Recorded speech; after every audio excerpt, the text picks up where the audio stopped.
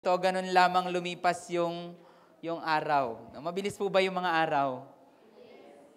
Ang bilis, no? Parang nilalaro lang po tayo. Ano? So, ako po'y naniniwala na sa bawat buwan po na pumapasok, meron pong bagong bagay na gustong gawin ng Panginoon.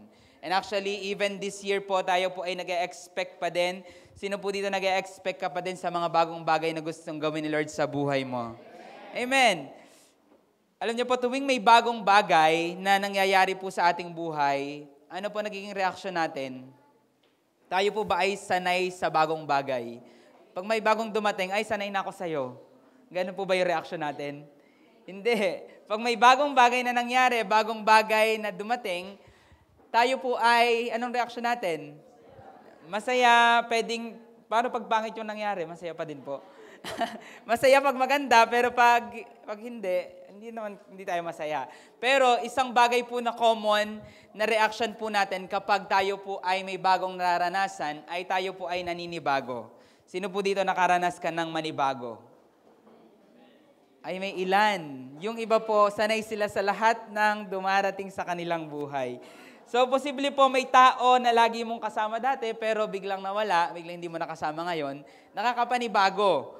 Or possible, from taglamig, biglang naging tag-init, or nararamdaman nyo na po ba parang malapit na mag-summer? Naguguluhan yung panahon, hindi niya alam kung uulan ba siya, lalamig ba siya, o iinit. Kaya parang gulat na gulat po tayo at times kasi akala ko summer na biglang ang lamig-lamig na naman. Naranasan nyo po ba ng mga nakaraan? Nakakapanibago. So yung iba po, nagkakaroon ng allergies, nag-a-adjust po yung lungs, yung iba nag-a-adjust yung skin kapag magpapalit ng panahon. Pero ang point, nakakapanibago po yun. Or possible, sanay kang mag-isa ng maraming taon tapos bigla ka nag-asawa. Sa mga mag-aasawa dyan. Or sanay kang maraming pera tapos bigla kang nawalan. Sino po dyan sanay maraming pera? Or sanay kang walang-wala, tas bigla ka nagkameron. Parang ang sarap manibago, no? Pag ganon. Gusto natin yung ganong paninibago. Or sanay kang marumi yung bahay, tas biglang nalinis. Pag uwi mo ang linis. Or baligtad, sanay kang malinis yung bahay, tas biglang nagkalat. Diba? Nakakapanibago din. Or yung tipong nakapatas ng maayos yung mga gamit mo sa bahay, tapos biglang nagulo, biglang may nabago. Di ba? Parang nakakapanibago. So, naniniwala po ako sa mga bagong bagay na gusto pong gawin ng Panginoon sa atin. Sabi mo sa atin mo, may bagong bagay. Kaya wag kang maingay. Hindi, joke lang. So, tuwing tayo po'y may bagong bagay na mararanasan, naninibago po ang lahat tayo. Even yung testimony po kanina ng fasting, di ba, kapag hindi po tayo sanay na magutom, nakakapanibago po yun. Actually, kahit po magbe-break ng fasting, di ba, bigla kang kumain, nakakapanibago din po. Naalala ko po, every after po ng long-term fast, isa po sa nag-a-adjust po sa akin ay yung aking panga. Every time na ako po'y kakain na, sobrang sakit ng panga ko, mga few days after ko pong mag-fasting kasi yung pangako hindi na sanay ngumuya o kumain. Parang naninibago sila, uy, ano yan? Anong ginagawa mo? Bakit kami nagagamit na ulit? Hindi din sanay yung lalamunan at times, kaya parang ramdam ko, parang nagagasgas ng konti yung lalamunan, hindi sanay sa malamig, di rin sanay sa mainit. So may adjustment na nangyayari. Actually, recently lang din po, na-discover ko na isa pala sa main cause ng acidity sa mga nagsastruggle dyan sa acid, ay hindi pagnguya ng pagkain ng maayos. Kaya ginawa ko pong resolution sa self ko nitong mga February na kailangan ko palang nguyain ng maayos. Paano ko po na-discover? Kasi kumakain po kami ng mangga ng aking pong asawa. At that time, sabi ko, ang sakit naman sobrang asim niya. Sabi ko, ang sakit sa esophagus, ganyan. Tapos bigla lang niya lang sinabi, nguyain mo kasi. Tapos parang sa akin, yung pagkasabi niya yun, parang ting moment siya sa akin. Alam mo yun, ting! Sabi ko, oo nga, all my life, masakit sa akin yung mga pagkain kasi dumaraan lang siya ng buo sa aking esophagus.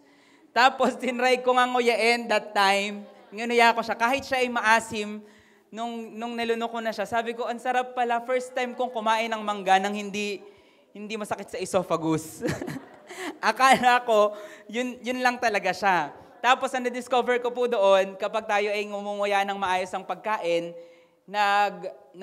naglalaway po yung ating bibig, so nagiging smooth siya. Yung laway din po natin, nakakapag-neutralize po siya ng acid. So, hindi nasa-stress ang tiyan. Ang napansin ko po kasi sa akin, pagkakain ko, mangangasim na yung tiyan ko, ang sakit na agad. Yun po yung usual kong life before. So, naging normal ko siyang buhay, hindi ko siya napapansin. Tapos, ang napansin ko po, nung simula, nung inuya ko ng maayos, wala na yung ganun yung masakit. Kaya pala siya umaasim kaagad kasi nagre-react yung tiyan. Nahoy, ano yung kinain mo? Masyadong malaki, hindi namin kaya yan. Kaya magbubuhos, gagawa sila ng maraming acid para matunaw. So yung nakatulong po sa akin nung inuhuya ko na siya ng maayos ay hindi na nasa-stress yung tiyan na hindi na, kaya namin yan, easy na lang yan. Ang laki po ng impact sa akin ng mangga. So yung title po ng palabas natin ay Mangga. MMK. So, that time po, kahit po yung metabolism ko, napansin ko po, mas mabilis na po ang metabolism ko. Madali na akong madumi after kong kumain. At the same time, isa po sa struggle ko din before ay lagi pong tibi yung, excuse me po sa mga kumakain. Yung una ko pong nilalabas pag ako po ay dumudumi. And isa din po pala sa dahilan ay dahil nako-constipate ako dahil nahihirapan i-digest ng aking tiyan yung mga kinakain ko. So I'm sharing this kasi baka meron po sa inyo mga may struggle din doon. Try nyo lang, gawin nyo din po yung resolution ng umuya ng maayos ang pagkain. Pero nung inuya ko po siya ng maayos, medyo nangangalay din po yung aking panga. Ngayon naman nasasanay na kasi nawo-workout na siya. Parang nagwo-workout lang siya. Tapos, parang hindi ako mapakali kasi hindi ako sanay ng mabagal kumain. Mas nauna pa sa akin ngayon si Madge kumain. Tapos sabi niya, nape-pressure ka pa din kasi habang kumakain ako, alam mo yung yumayagyag yung katawan ko na parang naiinip yung katawan ko sa ginagawa ng bibig ko na ang bagal ko bago lunukin. So breakthrough po siya sa akin kasi imagine, 26 years of my life. Ay, ganun yung ginagawa ko. Tapos parang, ang laki lang discovery. Pero habang ginagawa ko po yun, again, nakakapanibago. Kasi nga po, hindi po ako sanay. So alam niyo po, tuwing tayo po ay may gusto pong gawin ng Panginoon sa atin, inaalis na po tayo sa komportable sa atin. Kaya tayo po ay naninibago talaga. So wala pong growth sa comfort zone. Again, komportable yung pangako sa ganoon. Pero nung nag-adjust na ako, hindi na siya komportable. Pero nararamdaman ko po, nagiging stronger siya. Kasi nga, mas sanay na akong magmuya. No? So, kapag masyado po tayong nagiging komportable sa atin pong sitwasyon, sa atin pong buhay, baka po nasa delikadong state na tayo. Bakit? Kasi pag walang growth, ang isa pong cell, ang isa pong cellula sa atin pong katawan na hindi na po lumalago, ito po'y namamatay. So, ganoon din po tayo. Kapag hindi ka na lumalago, delikado ka na. At ang dahilan din po kung bakit possible hindi ka na lumalago ay dahil nasa comfort zone ka na. So, yung sa katabi mo, alis tayo sa comfort zone. So, sa mga bagay po na gustong gawin ni Lord sa taon po na ito, tayo po ay mauubos na po natin ang first quarter ng taon. Naniniwala po ako sa mga paparating na second, third, and fourth. May mga bagay pong gustong gawin si Lord sa buhay natin. Kailangan po nating maghanda. Sabihin mo ulit sa katabi mo, maghanda tayo. So, ito po yung bagay na gusto ni Lord na gawin natin. Pag-uusapan po natin ngayon. Sa bagong bagay po na gustong gawin ni Lord, ang inuutos na po ay stretch your tent. Sabihin nga po natin, stretch your tent. Ano po bang ibig sabihin yan? Buksan po natin ang ating Bible sa Isaías 54, verse 2. Isaías 54, verse 2. Sabi po dito, palawakin mo, sabi sa Tagalog, palawakin mo ang lugar ng iyong tolda at iladlad mo ang mga tabing ng iyong mga tahanan. Huwag kang umurong, habaan mo ang iyong mga lubid at patibayin mo ang iyong mga tulos. So, sa English po, ito po yung sabi, enlarge the place of your tent, stretch your tent, curtains wide, do not hold back, lengthen your cords, strengthen your stakes. Sabi po dyan, is stretch daw po yung tents. Bakit po ba ito inuutos ni Lord? Iniutos niya po ito, yung context po nito, ang sabi niya, yung isang babae po na hindi po makapanganak, ang sabi niya, ikaw na hindi nakakaranas sa hirap ng panganganak, ang sabi po dito ni Lord, bibigyan kita, ikaw ay dadami, ikaw ay kakalat ng malayo sa kaliwa at sa kanan. Ang sabi po ni Lord sa verses po na ito.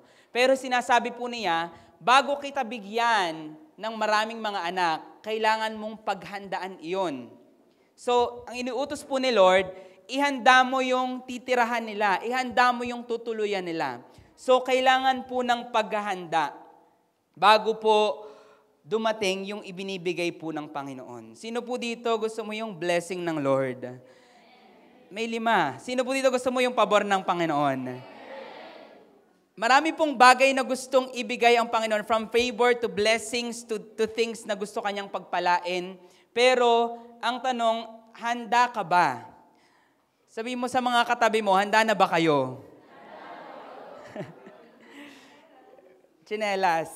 So, bakit po mahalaga ang stretching? Again, kapag hindi po tayo sanay sa mga bagay, nagkakaroon po ng stretching, nagkakaroon po ng stretching. For example, yung kinuwento ko po sa inyo kanina na pa nga. Or for example, kapag ang isa pong babae ay na-detect po ng kanyang katawan na siya po ay nagdadalang tao, kahit po cell pa lang yan na maliit sa kanya pong tiyan, ang kanya pong katawan ay nagre-react. So hindi po natin alam kung yung kay Ate Badet ay dahil sa reaction ng pregnancy. Pero normal po sa katawan po ng tao na kapag may something ay nagre-react po yan. So kaya po yung girls nagpe-prepare po yung buong katawan nila para madala ng maayos yung baby at may prepare din po sa panganganak. So tayo pong mga tao, tayo pong mga Kristiyano naniniwala sa Panginoon, may mga bagay na gustong gawin ng Panginoon. Gusto kanyang panganakin. Yang katabi mo. Gusto niya na yan ay hindi lamang magdalang tao, kundi dalhin yung mga bagay na gustong ipadala ng Panginoon dyan. Pero kailangan po nating i-embrace yung pag-stretch or pagpapalawak po ng sarili po natin. Stretch, meaning, ano ba yung stretch sa Tagalog? Babanat, unat, sa Batangas, banatin. So, bakit po ito mahalaga? Kasi ikasisira mo ang blessing kapag walang stretching. Kapag po walang stretching, pagdating ng blessing, wasak ka.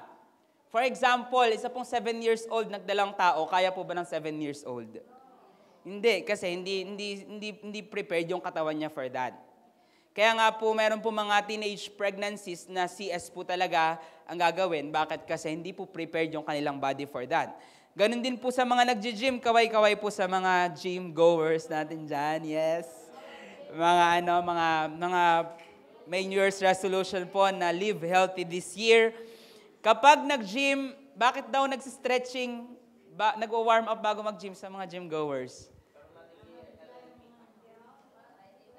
Para hindi mabigla yung katawan, hindi ma-injure. So, actually, kung tatanungin niyo po sa mga coach, sa mga tao sa gym, kung bakit kailangan mag-warm up, required mag-warm up, yung iba binibigyan po ng pole para mag-ganyan-ganyan, hindi ko alam kung ano yung warm up ninyo. Pero, pinapagawa po yun kasi prone sa injury yung mga taong hindi nagwa-warm up. Kaya naman mag-gym nang walang warm up, pero prone ka sa injury. Delikado yung mga buto mo, baka biglang may mag-crack, nagulat yung body mo. So, delikado ka niyan. Again, prone sa injury kasi nga po walang stretching or walang warm up. Ganoon din po sa bagay na gustong ibigay sa iyo ni Lord. For example, taga ibang lugar ka, tapos pinagpe-pray mo na, Lord, gusto ko mag-church yung buo kong family. Di ba ang sarap? Ang sarap na nakasama natin dito. Or kasama natin sa church. Pero, ang tanong, na-imagine mo na ba, paano mo sila dadalhin sa church? Mag-commute ba yan sila? Meron ba kayong service? Prepared ba yung upuan sa church dahil kasama na yung buong mong angkan? So imagine, we are praying, Lord, multiply us yung numbers po namin. For example, sabi ni Lord, sige, kaya kong ibigay sa inyo 1,000 na mga tao na ililigtas ko para tulungan nyo sila i-disciple. Capable na po ba? Hindi pa. Sa tent na mayroon po tayo. Kaya, ang sinasabi po ni Lord, stretch your tent kasi ikakawasak mo. Imagine, nagpe-pray ka, Lord, iniisip natin minsan, di ba? Lord, pengi akong for example, gusto kong yumaman, Lord, bigyan mo ako ng maraming mga negosyo. Binigyan ka nga ni Lord, o binigyan ka ni Lord ng laundryan, binigyan ka ni Lord ng bakery, binigyan ka ni Lord ng computer shop, ng isang iglap. Kaya mo?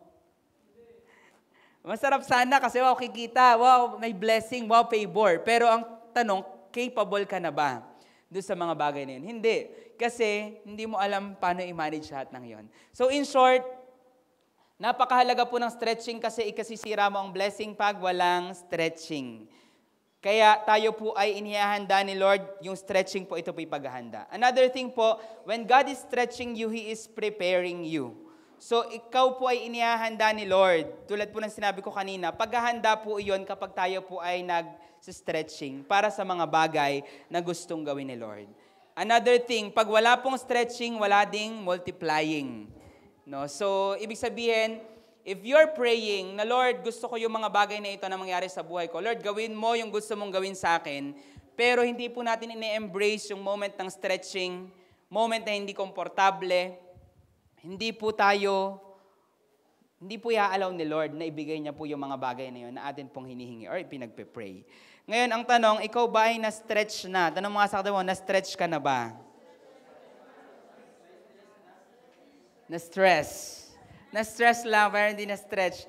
Actually, parte po ng stretching ang stress. Ang pagka-stress, ay parte ng pagka-stretch. Pero part siya kasi hindi po sanay nga ang ating katawan or ang ating system.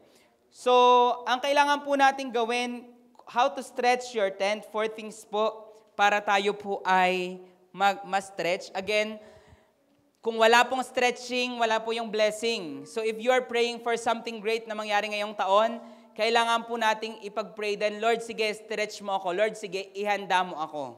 Diba? Kasi maraming mga tao kaya po nagugulat kapag may dumating na pagpapala, kasi nga po, hindi po handa, hindi po sila na-stretch. So ano po ang kailangan nating gawin? Una po, how to stretch your tent, get your downloads from the Lord. Get your downloads. 4G pala po ito, apat na get. Una po, get your downloads from the Lord. So, unang step po ito para makapag-stretch po tayo ng ating tent ay kailangan po nating lumapit palagi sa Panginoon para makahingi ng download sa Kanya. Alam niyo po ba na yung secret place, yung ginamit po na word dito ay same na word na ginamit sa intimacy. Or pag sinabi po nating intimacy, hindi lamang po simple word na intimacy, kundi ang tinutukoy ng Bible ay sexual intimacy. Na tuwing tayo daw po ay nakikipagniig sa Panginoon, sa physical, or inihahalin tulad po siya, di ba naalala nyo ang sabi nung anghel kay Maria, nung ipagbubuntis po si Jesus, manganak ka ng isang lalaki, papangalanan mo siyang Jesus. Anong sagot po ni Maria? Paano mangyayari yon? Hindi pa ako nakakakilala ng sino mang lalaki. So yung word po na nakakakilala, yun din po yung gusto ng Panginoon sa atin na tayo po'y maging intimate sa Kanya. In short, tuwing pumapasok ka ng secret place, doon po nangyayari yung intimacy between you and God. Na ikaw, sinasatisfy mo yung sarili mo sa presensya ng Panginoon and si Lord, satisfied din siya in your presence. Pero alam niyo po, sa intimacy po na nangyayari sa mag-asawa, yung lalaki po ay nagbibigay ng seed sa babae at yung babae po, yun po yung ginagawa ng katawan niya na baby. So, in short, whenever meron po tayong intimacy kay Lord, alam niyo po si Lord po'y willing magbigay ng seed sa atin, ng download, para atin pong i-conceive, ipaglihi. At yung bagay po na ibibigay ng Panginoon, darating yung time, magiging breakthrough po yun sa buhay mo. So hindi ko po alam kung anong bagay yun na gustong ibigay sa'yo ni Lord para iyong steward, pagkatiwalaan ka dyan. Pero hindi po ako magsasabi niyan, si Lord po. Kaya kailangan mong tumakbo sa Kanya at humingi ng download sa Kanya. Alam niyo po ang dahilan kung bakit hindi ka naglilihi sa mga bagay na gustong ibigay ng Panginoon sa'yo. Kasi hindi tayo tumatakbo sa Kanya para humingi ng mga bagay na yun or makipagniig sa Kanya. Kasi ang bunga po ng intimacy ay seed. Yung seed na ating palalaguin, yung seed na ating ipapanalangin. Some of you iniisip mo, grabe, ganito yung mga nangyayari sa buhay nitong katabi ko, ang daming breakthrough, ang daming mga dakilang bagay na ginagawa ni Lord sa buhay niya. Alam niyo po kung bakit? Possible, dahil lagi po yan tumatakbo sa Panginoon at may mga bagong bagay na ipinapagawa dyan ng Panginoon. So, kaya po kailangan nating ugaliin at tumakbo kay Lord. Of course, kailangan po nating maging kontento sa kung anong meron tayo. Hindi ko po ito pinipreach ngayon para isipin mo na, mangangarap nga ako ng mansyon, mangangarap nga ako ng mga kayamanan ng mundo pong ito. Hindi po ganon.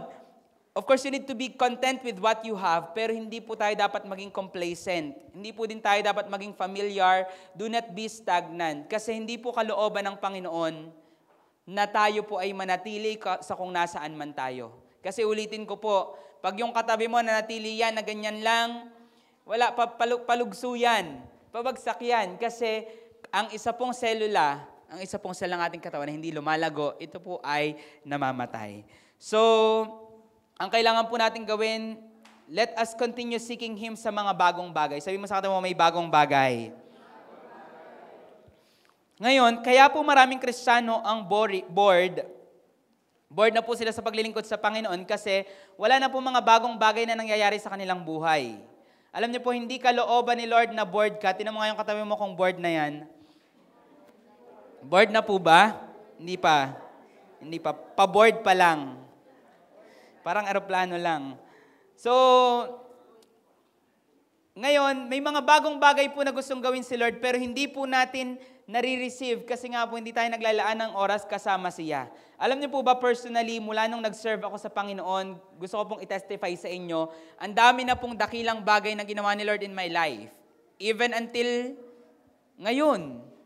Hindi po siya tumitigil. Gusto ko pong sabihin sa iyo, ang pagsaserve po sa Panginoon, hindi po talaga yun, walang tigil yun kapag lumalapit ka sa Kanya. Mga bagong dakilang bagay. Sino po ba sa inyo dito ang nag-akala na yung mga bagay na ipinaranas sa atin ng Panginoon ay mararanasan natin? Mga events, conferences na pinagkatiwala po ng Panginoon sa atin. And imagine, even until now, tuloy-tuloy po yung gustong ipagawa ni Lord. Pero alam niyo po kung bakit po tayo naboboard at times, ay dahil hindi na po tayo nagsisik ng word. Those who don't seek a word from the Lord will be bored. No, kaya tayo po ay naboboard kasi wala ng word. Hindi na po tayo nagsisik sa Panginoon. Alam niyo po ba na may mga bagong bagay na gustong sabihin sa iyo si Lord? Sino po dito gusto mong marinig yung sekreto ng Panginoon para sa iyo? Alam niyo po tayo po mga tao, sige ako na lang, hindi ko na kayo idadamay.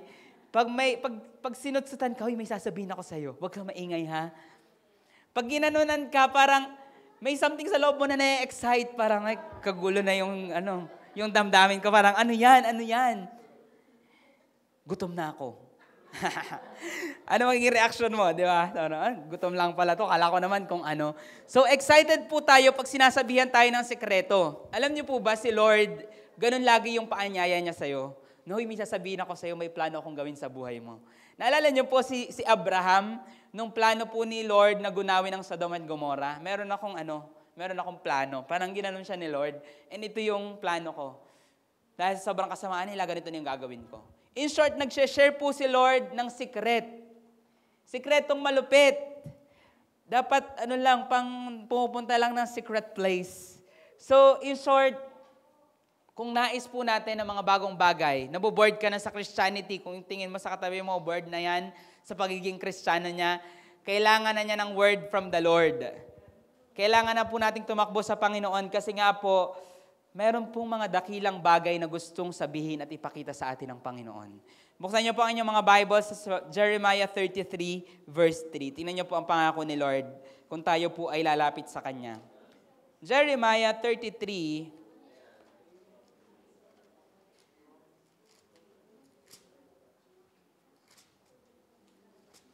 verse 3. Baligtad pala. Sabi po dito sa Tagalog, tumawag ka sa akin at ako'y sasagot sa iyo at magsasabi sa iyo ng mga dakila at makapangyarihang bagay na hindi mo pa nalalaman. So ito ay utos kay Jeremiah, pero I believe ito po ay inuutos din po sa atin ng Panginoon. Na anak, kung tatawag ka lang sa akin, anak, kung tatakbo ka lang sa akin, magpapakita ako sa iyo ng mga bagay na hindi mo pa nakikita. Imagine, Lord, ano yun? Ano kayang bagay yun? Siyempre, hindi mo yun alam. Di ba? Nakakita ka na ba ng bagay na hindi mo pa nakikita? Nakarinig ka na ba ng bagay na hindi mo pa naririnig? Nakaalam ka na ba ng bagay na hindi mo pa alam? Wala, di ba? Walang ganon. Pero imagine yun yung sasabihin ni Lord, I will show you things which you do not know. Pero ang susi daw po, tumawag tayo sa Kanya. Alam niyo po, kung tayo po ay naboboard na sa paglilingkod po natin sa Panginoon, baka mas kailangan pa nating lumapit kay Lord. Kasi kaya ka-board, wala ng word. So kung gusto po natin na mawala po yung pagka-board natin, maramdaman mo ulit yung excitement, again, get downloads from the Lord. Doon po tayo masisimulang ma-stretch pag dumating po yung mga bagay na ibibigay sa atin ng Panginoon. Second thing po, get out of your comfort zone. Get out. Sabi mo sa akin mo, get out. Parang kinas-out mo yan. Alam niyo po, ang stretching po ay hindi comfortable. Wala pong bagay na nagsistretch sa atin na komportable for us. Lagi pong ang stretching, hindi po komportable. At kung iniisip mo, bakit ganon? Gusto ko maging healthy. Sino po dito gusto maging healthy? Amen. Available yung exercise, available yung gym, may equipments ka pa possible sa bahay, meron kang dumbbell, bakit di mo ginagamit? Kasi nga po, hindi komportable. Mas masarap mag-workout ng kamay habang kumakain. Sa kutsara. Kaya sa dumbbell na mabigat. Imagine nyo kasing bigat ng dumbbell yung kutsara. Siguro, darating yung time may i-invento yun, no, para sa mga gusto mag-diet. Para hirap kang sumubo. Kada subo mo, na-exercise ka. Kung bakit po maraming tao gusto maging healthy pero ayaw mag-exercise, ay dahil hindi po komportableng mag-exercise. Tiis ganda. Totoo, nagtitiis. Tiis gwapo at tiis ganda ang mga nag-exercise. Kasi nagtitiis po talaga para makuha yung hindi lamang kagandahan or kagwapuhan, kundi yung healthy na body. So in short, hindi po komportableng mag-stretching. Hindi po komportable na tayo po ibanatin ng Panginoon. For example, sa mga nagtatrabaho, sabihin ng mga katrabaho mo, uy, may bago daw task, may bago daw tayong gagawin. May bago daw tayong linya ng trabaho na gagawin. Anong reaction mo? Wala, ano yun? Or pag nandun ka na, kahirap naman na rin, mas maigi pa yung dati. Kasi nga po, may bago. Or sabihin ng workmate mo, may bago daw boss, may bago daw supervisor. Ano reaction mo? Di ba? Ano kaya yun? Baka matapang yan. Baka ano yan, hindi kasing bait ng nakaraan. Or may bago daw patakaran. May bago daw rule. May bago daw call time. 8 yung call time before 7 na ngayon sa work mo. Or 6 na daw. Diba? Or kung ano man pong mga bago sa ating buhay, usually po ang nagiging reaction natin, nagugulat po talaga tayo, hindi siya komportable. Kahit nga po paglilinis, maganda po ba ang paglilinis o hindi? Hindi. Hindi daw. Ayaw natin ng malinis. Maganda po ang paglilinis in a way na nalilinis yung place. Pero, komportable po ba siya? Hindi siya komportable, nakakapagod. At the same time, kung papansinin nyo po, bago malinis ang isang lugar, isang bagay, nagdudumi muna ito. For example, mag-general cleaning ka sa bahay. Nung nag-general cleaning ka sa bahay, lalong kumalat. Di ba? Pero, kapag tinuloy mo yung hindi komportable, ano po mangyayari? Lilinis po yung place. So, ganoon din po sa pag-stretch po sa atin ni Lord. Ulitin ko po, may dakilang bagay na gustong gawin si Lord sa iyong buhay. May plano si Lord sa iyo. Sa mo, may plano si Lord sa iyo. Pero para po tayo ay marating po natin yon, mangyayari yon sa atin, kailangan po natin ng pag-stretch ng Lord. Pero hindi po ito komportable. Kaya nga po biglang may mga sudden changes na nangyayari po sa ating buhay. Yung mga nangyari po ba for the past 3 months, inaasahan mo ba lahat ng yon? Hindi pong, nakita ko mangyayari itong buong lahat na nangyari sa akin. Hindi. Kalimitan po lagi po ito'y nanggugulat. Kaya nga po, hindi po ito komportable for us. Alam niyo po, may pagpapala po ang Panginoon sa bawat isa na willing sumunod. Sure po yung blessing ni Lord. Sino po dito gusto mo yung blessing ni Lord? Amen. Sure po yun. Pero, alam niyo po, ang blessing po ay sure, pero hindi po pinangako ni Lord yung perfect life. Yung life na komportable lang. Actually, madami pong mga warning po ang Panginoon sa Bible sa lahat ng gustong sumunod sa Kanya. Hindi, against po tayo sa Christianity scam. Alam niyo po ba yung Christianity scam? Yung pinangakuan ka na pag binigay mo ang buhay mo sa Panginoon, magiging puro pagpapala yung buhay mo, magiging sobrang saya lang at may enjoy mo yung lahat kasi natagpuan mo ng Panginoon. Hindi po totoo yun. Scam po yun. Kasi nung si Jesus po, may mga taong gustong sumunod sa Kanya. Diniscourage niya. Susunod kayo sa akin? Ito yung totoo. Tingnan niyo po sabi ni Lord. Matthew 16:24. Matthew 16:24.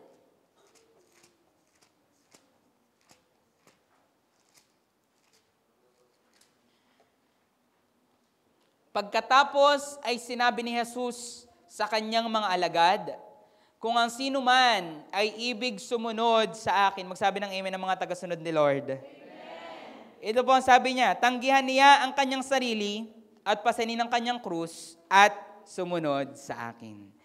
Ang mga tao po, mahilig po sila kung saan po yung maraming mga tao. Di ba? Uy, ano yung may karibumbungan doon? Tara nga doon, baka may na-aksidente, uy, baka may namimigay, uy, baka may namimigay ng 500 dyan. Kaya kalibumbungan yung mga tao. So, mahilig po tayo sa siksikan at iniisip natin baka may mapala tayo doon kaya marami doong nagpupuntahan. Kahit nga po mga langgam kung saan po mayroong nakitang pagkain yung isa, doon din po magsisiksikan. Alam niyo po, nung panahon po na ito, yung mga tao, sumusunod sila kay Lord kasi nakita nila yung kalibumbungan yung mga tao. Pag laging kalibumbungan yung mga tao, nagsisiksikan, yung mga tao lalo pang nagsisiksika, lalo pang dumarami. Kaya nung panahon na ito, yung mga tao nag-e-expect sila, may makukuha tayo dyan. Last time, pinarami niya ng isda at tinapay. Grabe ang sarap ng tinapay at isda. Parang galing sa langit. Kakaiba yung lasa. So in short, kumalat sa lahat yung ginagawa po ng Panginoon pagpapala. Pero that time, sumusunod yung mga tao because of the blessing. And this time, sanabi ng Panginoon, willing ka sumunod sa akin, itanggi mo ang sarili mo. Anong habol mo sa akin? Sabi ni Lord, yung ilan sa inyo, kaya lang naman pumupunta dahil napakain ko kayo, dahil sa tinapay. So, ang sabi ni Lord, pupunta tayo dahil sa blessing, pero inihahanda niya tayo hindi para sa blessing, kundi para sa stretching na kasama po ng blessing. Ako po, sigurado po ako ang Diyos kaya kanyang pagpalain, higit pa sa kaya mong isipin. Sabi po yun ng Bible. Na yung mga pagpapalang darating, hindi mo ma-imagine, grabe kaya pala to, grabe darating pala talaga to, grabe. Pinaghihirapan ko to dati, halos lumuwa ang aking mata dito, halos umiri ako dito para lang makuha yung mga gantong blessing, pero ngayon, dumarating lang ng smooth. Alam niyo po, kaya yan ng Panginoon. Pero kailangan mo ding i-embrace na hindi lang blessing ang darating, kundi kailangan mong ma-stretch. Sabihin mo sa katabi mo, kailangan mong ma-stretch. So in short, kailangan po nating maghanda para sa pagpapala po na yon sa pamamagitan ng pag-ready din po sa atin na i-embrace yung mga yung pag-alis po sa atin sa comfort zone. Walang growth sa comfort zone. Alam niyo po ba na kahit nga po instant noodles, hindi naman talaga instant. Naniniwala po kayo? Maghuhugas ka ng lutuan, magpapakulo ka ng tubig, magbubukas ka ng pack, ng seasoning. Ibubudbud mo pa, pahaluin mo pa.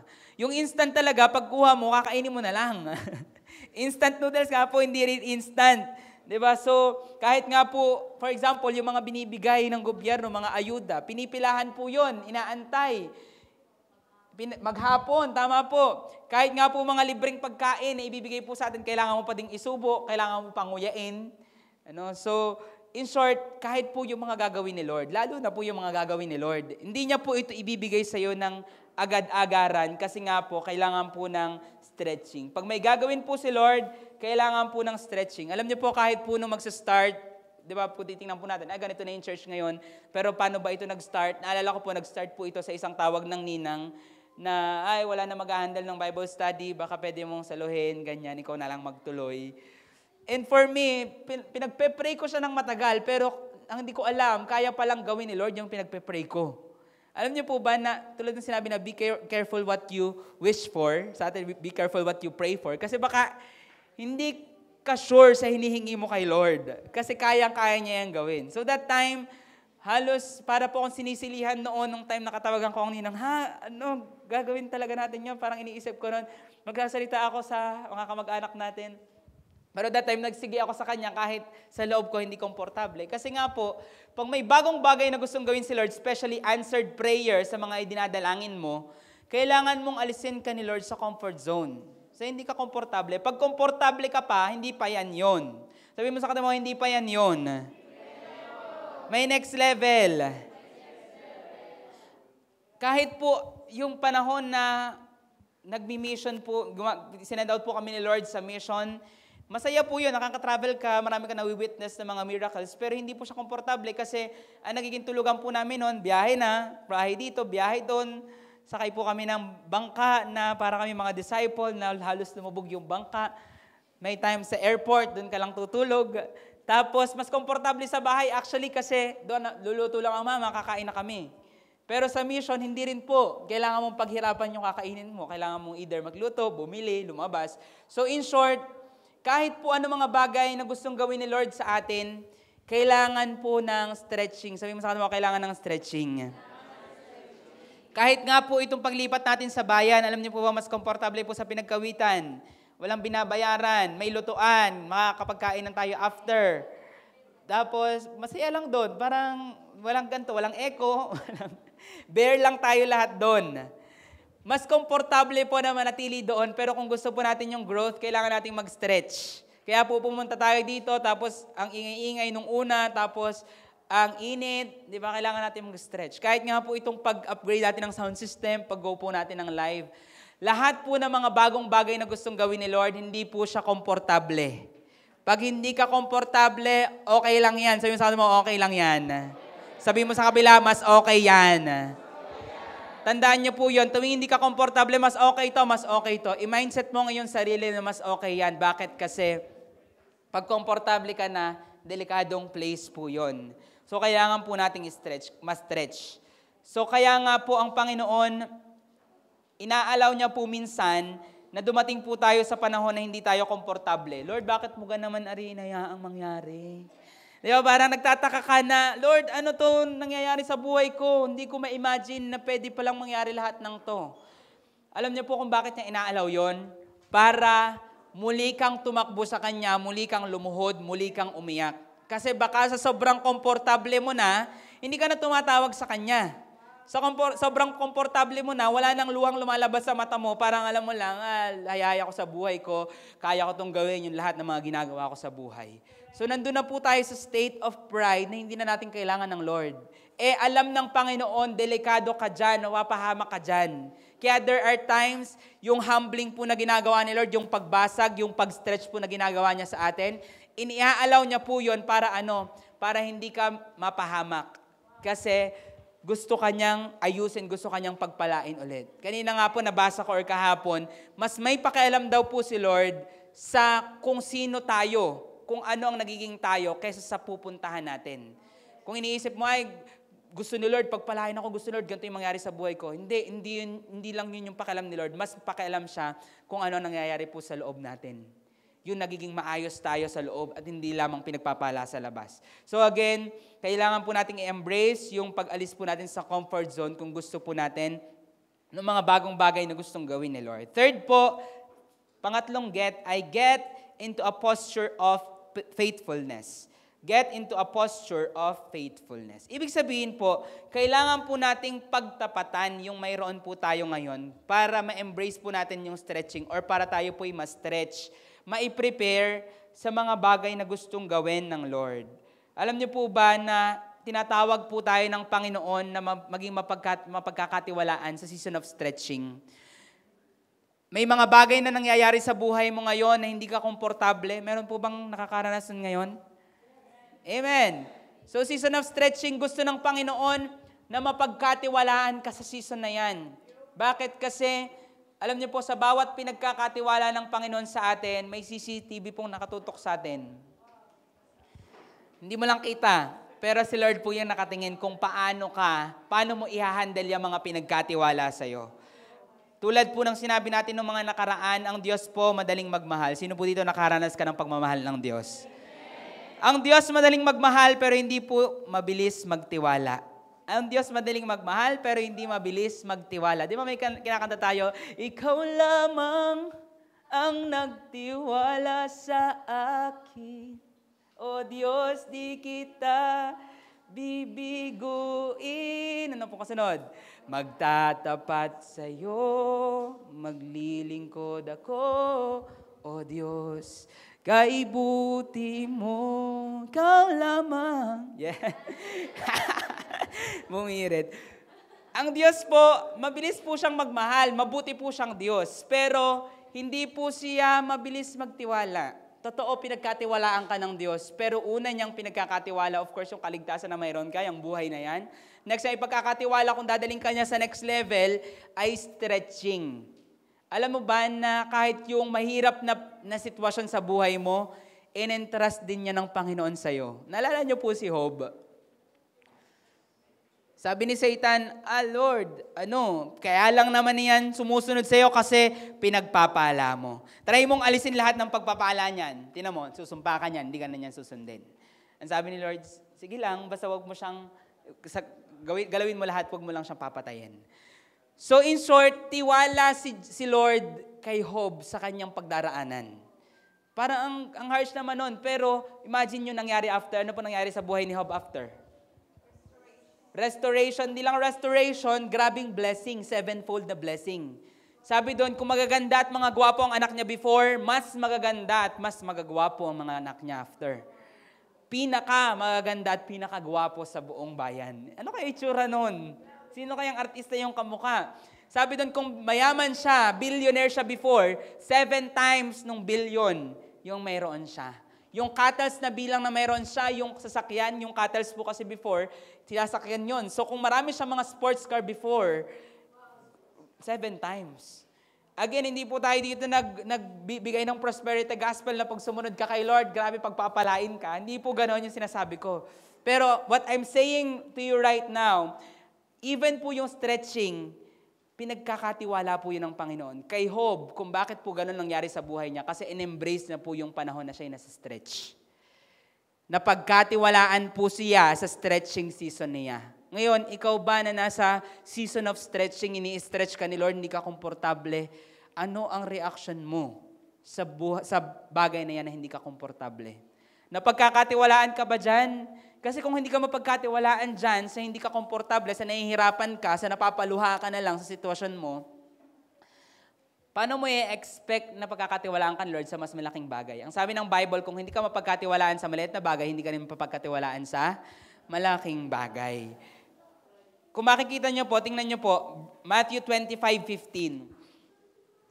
Matthew 25:15, ito po ay sitwasyon na ang master po ay nagtiwala sa kanya pong mga alagad.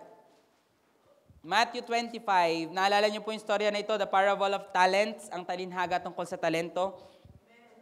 Di ba may pinagkatiwalaan po ng 5, may pinagkatiwalaan ng 3, at may pinagkatiwalaan po ng 1. Tingin niyo po, bakit 5 dun sa isa, 2 dun sa isa, 3 dun sa isa? Unfair ba si Lord? Ba't ganun magbigay? May favoritism ba? Baka mas favorite niya yung binigyan ng 5. May idea po ba kayo kung bakit? Dahil yun ang kaya, yun ang capacity, dun sa mapapagkatiwalaan. Tama po lahat ng inyong mga sagot. Kung mababasa po natin sa Matthew 25 verse 15. Ang isa ay binigyan niya ng 5, ang isa ay 2, hindi po pala 3, 2 pala, at ang isa ay 1. Sa bawat isa ay ayon sa kanyang, ano po sabi sa inyong mga translation? Kakayahan. So sabi po sa English, 1 to each according to his ability. So in short, alam ng Panginoon ang iyong kakayahan. Kung hanggang saan ka masasagad, kung hanggang saan ang iyong kayang dalahin, kung hanggang saan ang iyong kayang tagalan. Alam niyo ng Panginoon. Kaya ang ibibigay niya sa iyo, yung hanggang dun lang. So if you're praying na, Lord, gusto ko ng pagpapala mula sa iyo. Binigyan ka ng trabaho. Lord, ito lang. Paano naman ito naging pagpapala? Ang liit naman ng sweldo. Lord, hindi ito, iba na lang. Wag ako, Lord. Others only. Not me, Lord. So, kapag ganun po tayo sa mga dumarating sa atin, at yun lamang ang kakayanan, nasasagad ka na sa maliit na pinagkakatiwalaan ni Lord, tingin mo pagkakatiwalaan ka sa mas malaki? Hindi, scam po yung blessing. Kaya sabihin mo, ay scam naman yung blessing na yan. Ako, na-curse na ako ng na-curse sa buhay ko. Kahit gano'n yung pinipreach sa church. Kasi nga po, binibigay ni Lord according to your ability. Kilala ka ng Diyos. Sabihin mo sa kanila mo, kilala tayo ng Diyos. Kaya po, ang nais ng Panginoon, tayo po ay magtapat. I-handle po natin ng maayos yung mga pinagkakatiwala sa atin. Kung sa maliit po na task, sa isang tambo, nagre-reklamo ka na agad. Tambo, maglilinis, ganito. Maghuhugas ng plato, ang hirap naman yan. Kadiri. Ew. So kung hindi ka mapagkatiwalaan sa pinggan, sa plato, paano ka magpagkakatiwalaan sa pagpapala? Hindi ko po alam kung ano yung pinagkatiwala sa'yo ng Diyos, pero kuhanin mo yung sitwasyon na ito, yung moment na ito, para i-assess ang sarili mo. Ano-ano ang mga pinagkatiwala na sa'yo ng Diyos? Pinagkatiwala niya yan kasi kilala ka niya. At pinagkatiwala yan ng Diyos dahil nais niyang pagtapatan mo yan. Nais ng Diyos pagtapatan mo yan. Alam niyo po ba, naririnig ng Panginoon lahat ng reklamo mo sa buhay? Lahat ng reklamo mo sa ibinibigay niya, sa niloloob niya, sa hinahayaan niyang mangyari sa iyo, naririnig yan lahat ng Diyos. Tingnan niyo po ang sabi ni Lord, Numbers 14:28. Hindi po ito sa atin sinabi, pero same God na nagsabi. Numbers 14:28. Mga bilang sa Tagalog.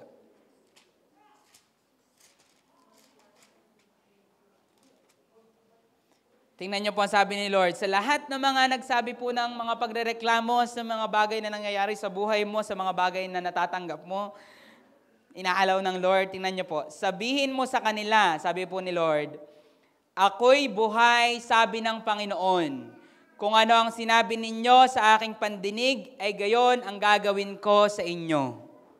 Alam niyo po yung mga Israelites, reklamo po sila ng reklamo. Sana mamatay na lang kami dito sa sa ilang. Sana namatay na lang kami doon kaysa dito kami mamamatay. Alam niyo po, ang nangyari nga, many years after nito, namatay nga po sila sa ilang. Hindi nga sila nakarating sa promised land. Bakit? Kasi naging reklamador po sila. Alam niyo po ba na naririnig po ng Panginoon ang bawat hinanaing at reklamo mo sa mga bagay na pinagdadaanan mo? Yung complain. Magkaiba po yung complain sa inopen up mo lang kay Lord. Ako po, sigurado po ako, pwede kang magreklamo sa harap ng Panginoon. Reklamo in a way na, sabihin mo sa Kanya, Lord, ang hirap naman ito, meron bang ibang option? Ano yung pwede? Pwede yun. Pero yung reklamo na, kahirap naman na rin.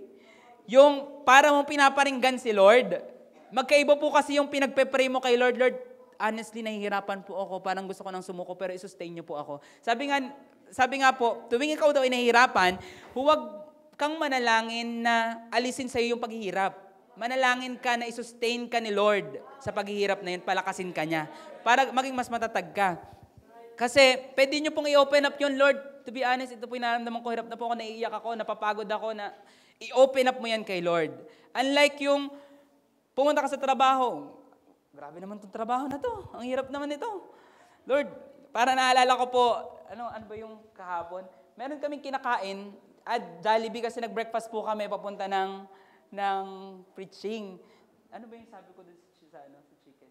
Basta meron po akong comment, sa burger ata or sa chicken, may comment po ako na negative. Tapos, pagkasabi ko po na, hindi ko po alam kung oily ba or may lasang ganito.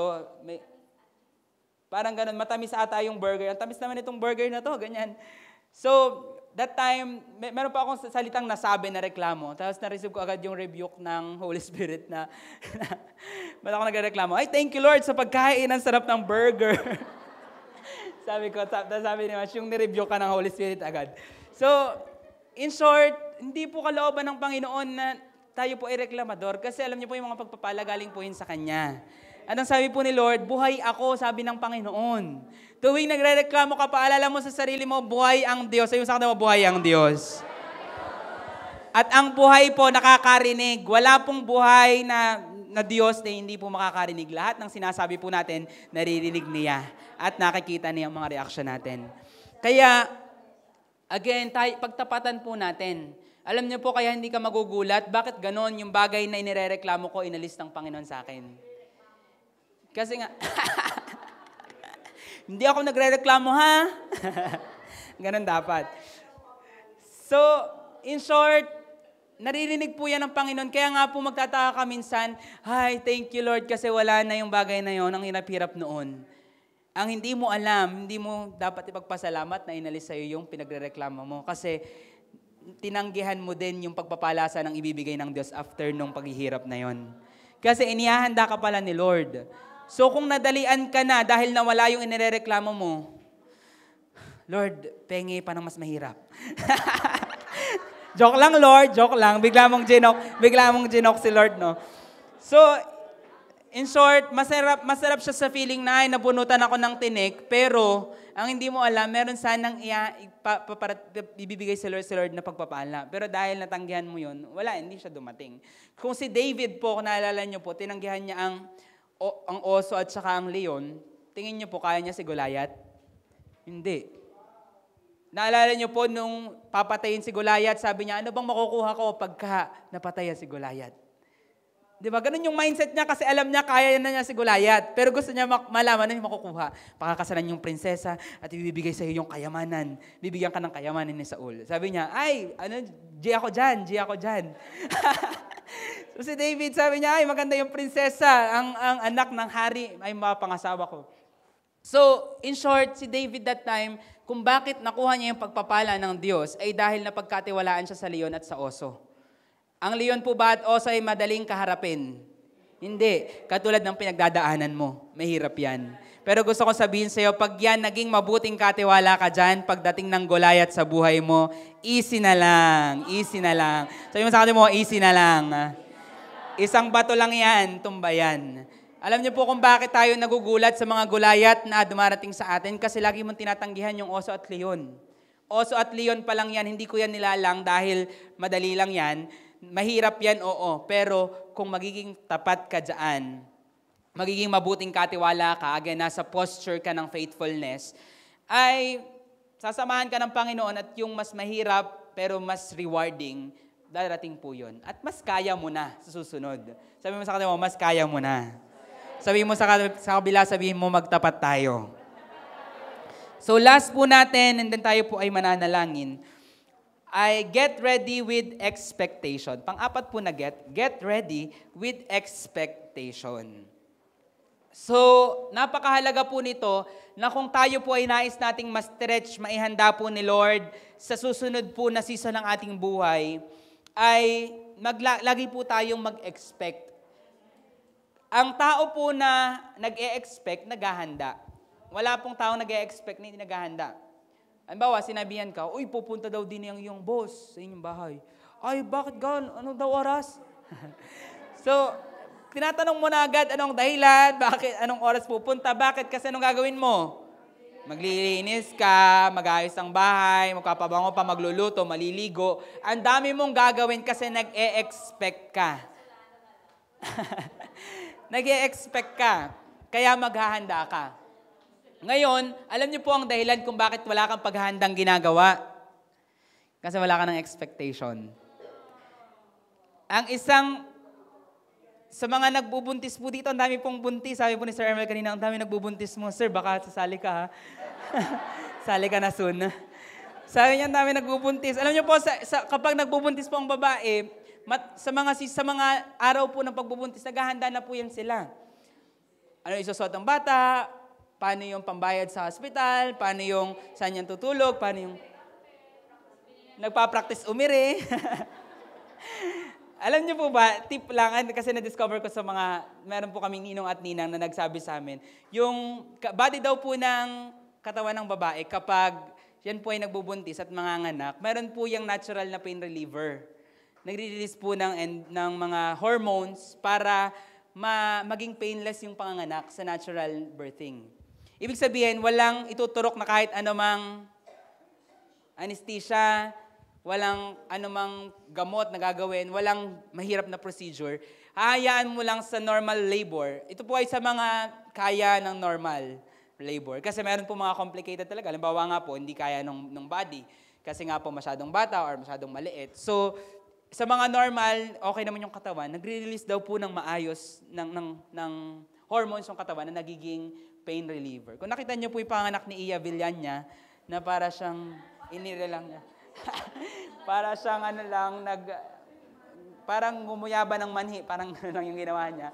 Nakaluhod siya, tapos kinuha niya lang yung bata, tapos, ayun na, nandun na yung baby. sabi ng mga nurse, there she is, sabi nila.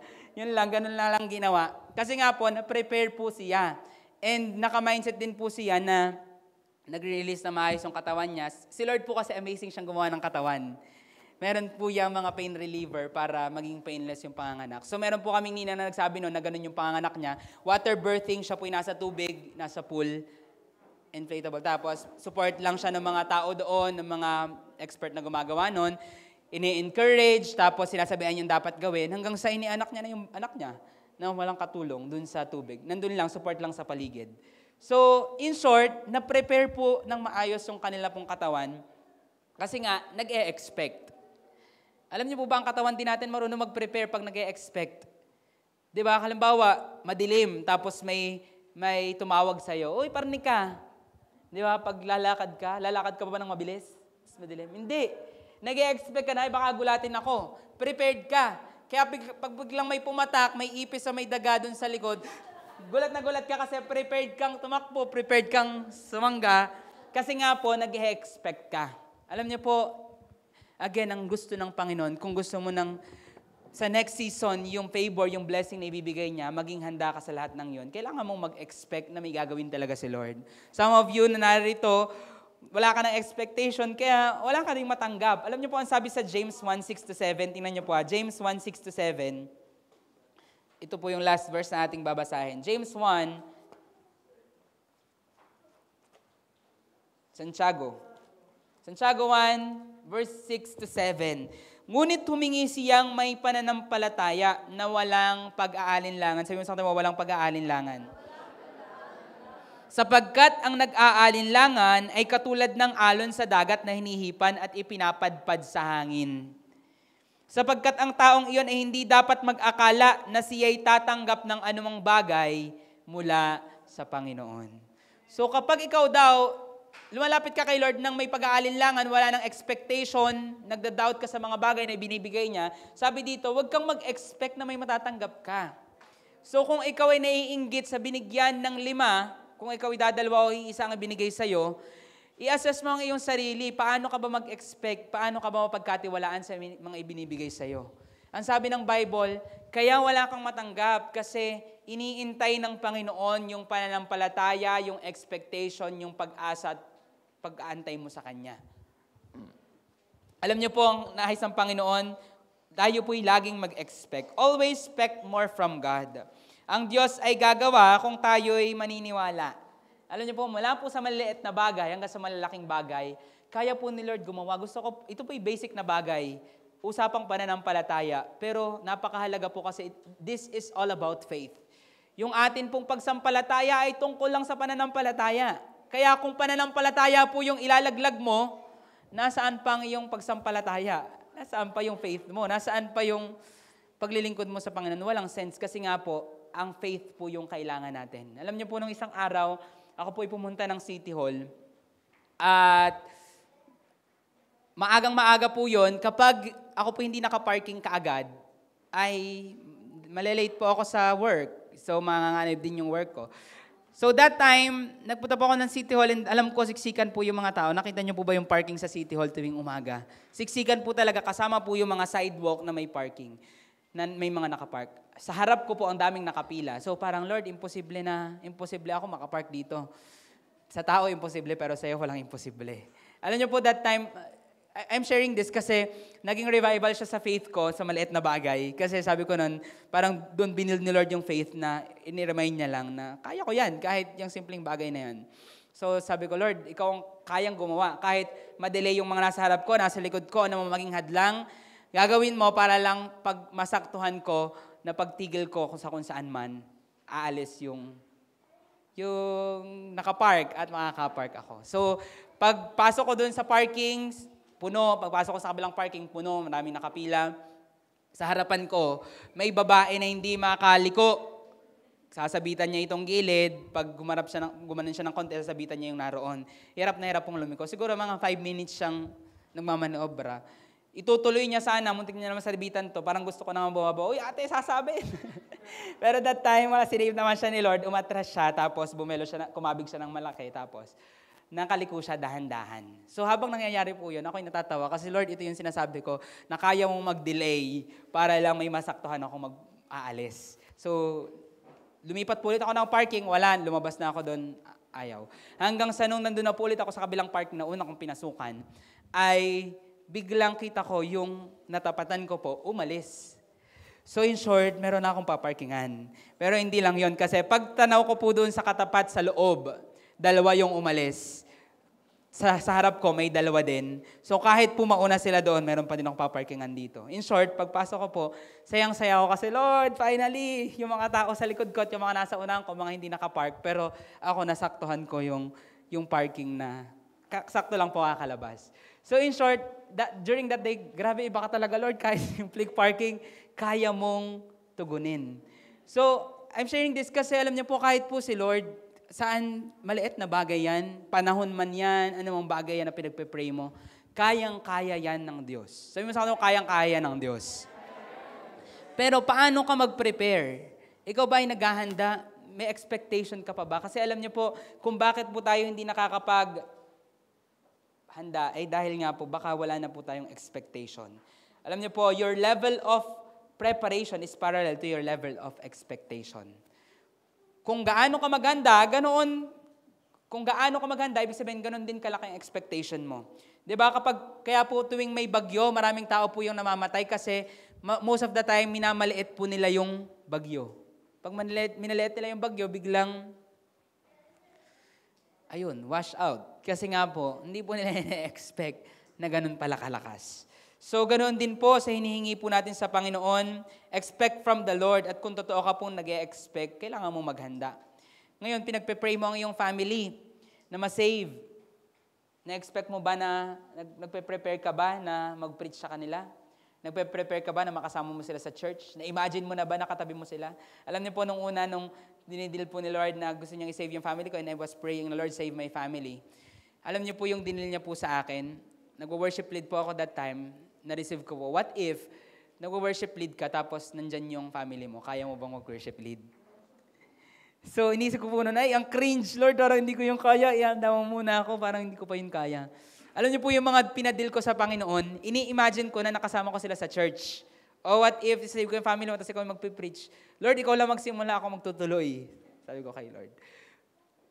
In short, may mga pinagpe-pray ka, pero nagpe-prepare ka na ba para sa mga pinagpe-pray mo? Kasi kung totoo ka nag-e-expect kay Lord, paghahandaan mo yung mga bagay na idinadalangin mo. Pinagpe-pray mo maging discipler ka din, maging leader ka din. Kailangan mo mag-ready kasi ibibigay na yan ni Lord. Sabi mo sa akin, ibibigay na yan ni Lord. Or pinagpe-pray mo yung financial blessings na, Lord, I pray na i-prosper niyo po ako, I pray na paluwagin niyo po ang aking finances. Pero ang tanong, ikaw ba ay ready na mas mapagod, mas maabala at mas mag-extra effort? Prepare ka ba para sa mga gawain sa ministry kasabay ng trabaho na yun na hinihingi mo?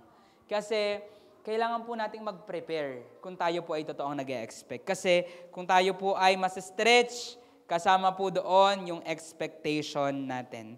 So again, yung 4 po na get, ano po yung unang get? Get your downloads from the Lord. Lagi po natin katagpuin si Lord para tayo po ay mag-conceive. Second, get out of your comfort zone kasi hindi po komportable ang stretching. Thirdly, get into a posture of faithfulness. Nais po ni Lord pagtapatan natin ang stretching season natin. And lastly, get ready with expectation. Sino po dito nag-expect ka ng mga dakilang bagay na gagawin ni Lord? Amen. So kailangan po natin mag-stretch. Sabi mo sa kanila, stretch your tent. Tayo po magsitayong lahat. Tayo po ay manalangin. Panginoon, salamat po sa umagang ito na patuloy po kayong nangangako sa bawat isa sa amin ng mga dakilang bagay na gusto niyo pong gawin. And Lord, I believe that you have great plans for all of us na naririto. Panginoon, higit pa sa aming kayang isipin, higit pa sa aming kayang gawin, Lord, ang mga bagay na pinaplano po ninyo at niloloob ninyo sa aming buhay. Lord, dalangin ko po that as the new things come sa amin pong buhay, ihandaan niyo po yung bawat isa. Allow us, God, to be faithful. Allow us, Lord, na mapagkatiwalaan sa lahat po ng ito. At dinadalangin po namin, Panginoon, sa season of stretching, if there's someone here, Panginoon, na nasa season po siya ng stretching, I pray for your sustaining strength to be upon that person, God. Lord, you see their tears, you see the uncomfortable situation na kanila pong pinagdadaanan. Ang daming mga kakaibang nangyayari na hindi po namin inasahan. Pero Lord, nais naming humawak sa pangako nyo na sa kabila ng mga paghihirap, sa kabila ng mga hindi komportable, mayroon kaming Diyos na aming kasama na handang sumama sa amin at tumulong hanggang sa dulo ng aming pananampalataya. Kung hindi man mabuti ang sitwasyon, hindi man mabuti ang aming pakiramdam, hindi man mabuti ang aming pinagdaraanan, alam po namin, kayo po ang Diyos na nananatiling mabuti na amin pong kasama. Kaya Lord, dalangin po namin sa oras po na ito, patuloy po kayong mangusap, patuloy po kayong magpakahayag, patuloy po kayong gumawa sa amin pong mga buhay. Lord, kami po nananampalataya sa mga dakilang bagay pa sa pangalan ni Jesus. Ngayon pong oras na ito, tayo po may gagawin. Tayo po'y mananalangin para sa bawat isa. So this is the thing natin pong gagawin. Kumanap ka po ng iyong kapartner, babae sa babae, lalaki sa lalaki. So let's find a partner na pwede po natin ipag-pray. Sige po, anyone. Babae sa babae, lalaki sa lalaki.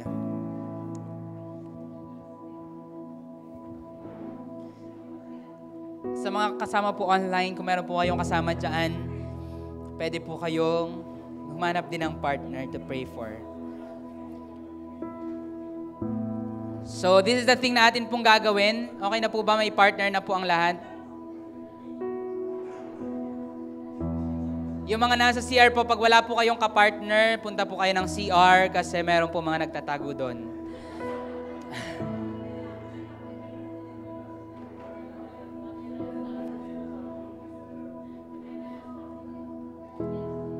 Si Mary Rose, nasa CR yung partner. So, ito po ang ating gagawin. Sige po, pwede kayo magpakilala lang kung hindi pa kayo magkakilala. Sige po, kung wala na, okay lang po yan, tatlo.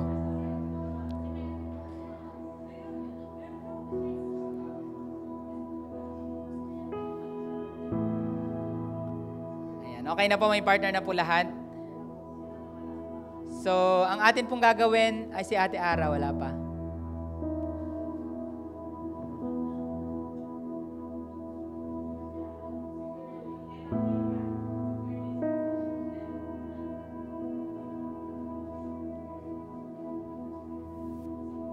Si Girly po.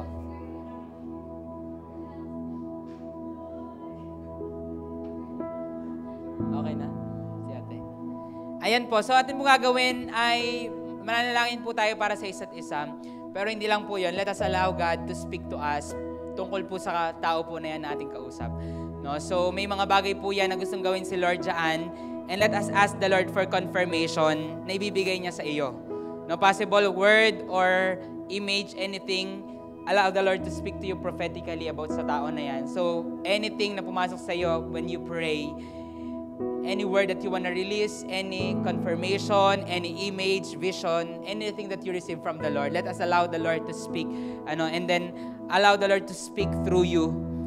I-release mo lang sa tao na yan and then pray for one another. So, mag-decide po kayo, sino po yung partner 1, yun po yung una, and then sino partner 2, yun po yung pangalawa. So, si partner 1, you will pray for the person and then release the word na gustong i-release ni Lord sa kanya.